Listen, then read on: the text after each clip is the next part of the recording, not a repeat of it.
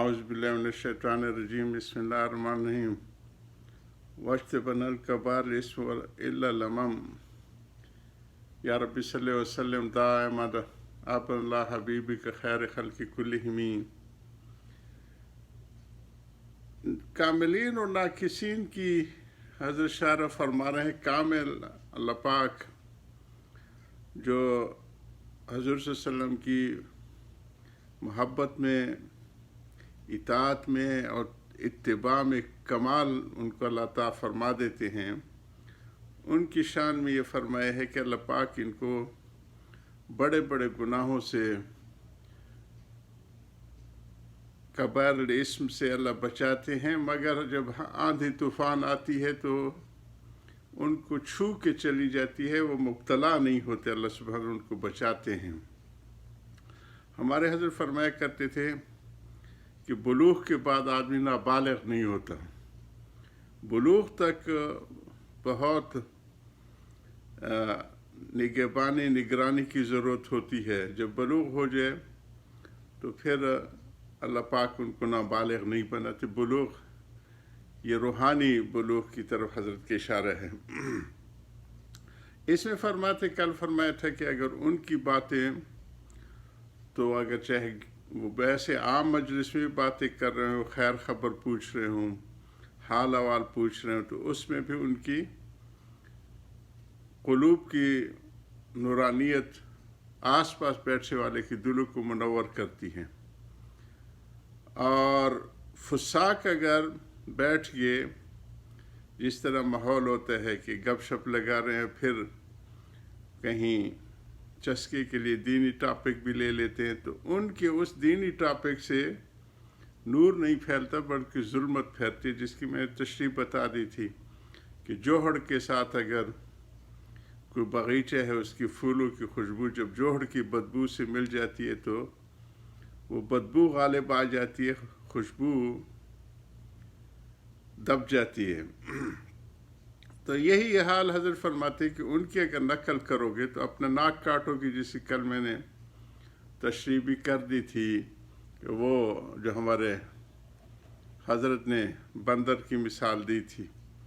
اسی طرح حضرت فرماتے ہیں کہ ان کو اللہ پاک نے اسی میں آ گئے کہ ان کو اللہ پاک نے استعداد دی ہوتی ہے کہ وہ جانتے ہیں کہ کتنی حد تک جانے اور کہاں خاموش ہونا ہے.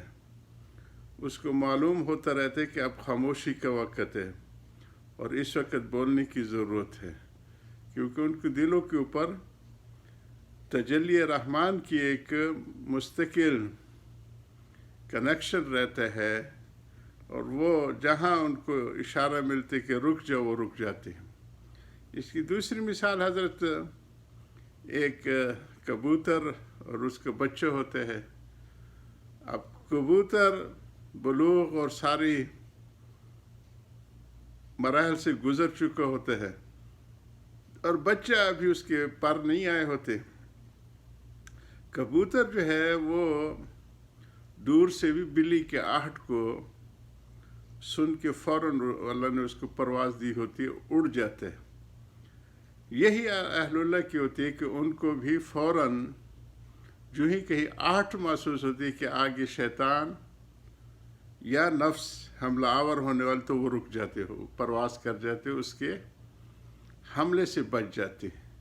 لیکن ابھی بچے جو ہے جن کو یہ بلوغ حاصل نہیں ہوا، وہ اگر ان کی نقالی کریں گے، اور حضرت نے مثال دی تھی کہ اگر وہ اپنے والدین کی طرح اڑیں گے اور اچھلیں گے، کودیں گے، تو فوراً بلی کے منہ میں پہنچ جائیں گے.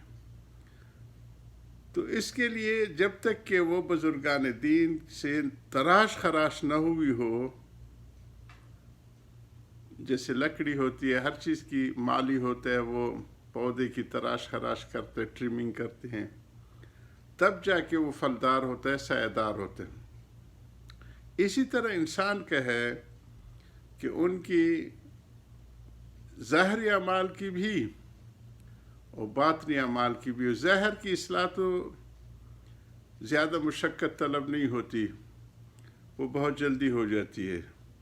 داڑھی بھی آ جاتی ہے، نمازوں کے دھیان جن، لیکن باطن جو ہے وہ کاردارت کے اس میں شیطانیت اور نفسانیت بڑی رچی بسی ہوتی ہے، وہ بڑی وقت طلب ہوتی ہے اس کو اس سے نکالنے کے لیے۔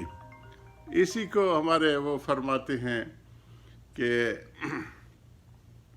ہمارے پوربی زبان کے ایک شعر پڑھتے تھے کہ برکف جامع شریعت درکف سندان عشق، ہر ہوسنا کے ندادن جام بام و جام، ہر ہوس ندادن جام و سندان باختن، اور فرماتے دل لاگت لاگت لاگے ہے، من مانت مانت مانے ہے۔ یہ آہستہ آہستہ لگتا ہے، ایک دم وہ اس کو کمال حاصل نہیں ہو پاتا۔ تو اسی کے لیے یہ سارے قرآن نے اسی کو بتایا کہ فہم دین اور تقوی، اس کا تعلق اہل اللہ کی صحبت سے ہے، نوازوں سے، نہ کتابوں سے، نہ زر سے پیدا، دین ہوتا ہے بزرگوں کی نظر سے پیدا۔ تو اس کو سمجھنے کے لیے اور وہ تقوی والی زندگی میں آنے کے لیے ان کی صحبت کی اشد ضرورت ہوتی ہے، اور وہ بھی مدت مدید تک کہ جیسے وہ ہیں ویسے بن جائے۔ یہ نہیں کہ تھوڑی دیر کے لیے، وہ بھی نفع سے خالی نہیں ہوتی، لیکن مدت مدید ایک خاص مدت تک ان کے پاس بیٹھے۔ اور پھر تین قسم کے لوگ ان کے فیض سے محروم ہوتے ہیں۔ ایک تو جو اعتراض کرنے والے ہوتے ہیں، معترضین، اعراض کرنے والے ہوتے ہیں کہ جانے کہ ان کو دل نہ ہو لیکن کوئی ان کو کھینچ کے لے گیا ہو۔ اور دوسرا امتحان کی نیت سے جائے کہ میں سوال کروں گا کہ کتنے درجے میں ہیں۔ تو یہ فیض سے موانع ہوتے اہل اللہ کی، خالی ذہن جائے، اور یہ کہ ان کو اللہ پاک نے جو اپنا قرب عطا کیا ہوتا ہے وہ خاموشی سے سنیں۔ ہمارے حضرت عبدالماجد دریابادی اور عبدالباری ندوی رحمہ اللہ، یہ پہلے حضرت کے حلقے میں ان کو حضرت حسین احمد مدنی نور الملک کو دو خود لے گئے تھے، کئی دفعہ واقعہ سنایا۔ جب ان کی حالت بدلنے لگی حضرت کی صحبت سے، تو سید سلیمان ندوی رحمہ اللہ علامہ تھے جی، مدراس کے بڑے کاظ القضاء میں سے، اور خطبات مدراس ان کو اس زمانے کے مارکت الآراء ہیں۔ انہوں نے کہا، اور یہ سارے تحریکی ساتھی تھے حضرت حسین احمد مدنی رحمہ اللہ کی تحریکوں میں اور دوسرے، انہوں نے کہا عبدالماجد تمہاری میں تو بہت وہ جو جوش اللہ ہوتا تھا وہ بہت ٹھنڈا پڑتا جا رہا ہے، اور کیا بات ہے؟ انہوں نے کہا ہم نے تو تھانہ بون جانا شروع کیا۔ تو انہوں نے کہا تو وہاں پھر مجھے بھی لے جاؤ۔ انہوں نے کہا ایسے لے جانا نہیں ہوتا جی، ہم ان کو لکھیں گے، وہ پھر ہمیں کہیں گے۔ تو ان کے پھر آداب میں ہے کہ وہاں بولنا نہیں ہے، تقریراً بھی تحریراً بھی کچھ لکھ کے نہیں دینا، چپ خاموشی سے اور فارغ الذہن بیٹھنے۔ تو انہوں نے کہا ٹھیک ہے۔ اسی طرح گئے، پہلی مجلس کے بعد انہوں نے کہا کہ حضرت کی باتیں تو بڑی ہلکی پھلکی تھیں، لیکن مجمع ایسے لگتا تھا جیسے کہ کچھ پی کے بیٹھو۔ انہیں کہ کل دوسرے دن کی آپ کو ایک سوال کی اجازت ہے، یہی پوچھ لینا۔ تو انہوں نے کہا، اور ایک چادر تنی ہوئی ہے جیسے سکینہ کی چادر ہوتی ہے۔ انہوں نے سوال کیا کہ حضرت کل ہم آئے تو میں نے یہ محسوس کیا کہ جیسے سارا مجمع مخمور بیٹھا ہو اور ایک چادر تنی ہوئی ہے، یہ کیا ہے؟ انہوں نے کہا ہاں بھائی سید صاحب، میں بیکار آدمی ہوں، کچھ بن نہیں پاتا، خود اللہ اللہ کر تو ان کو اللہ اللہ کرا تو شاید اس کا اثر ہے۔ رخصتی کے وقت انہوں نے کہا کہ حضرت مجھے کچھ نصیحت فرما دی۔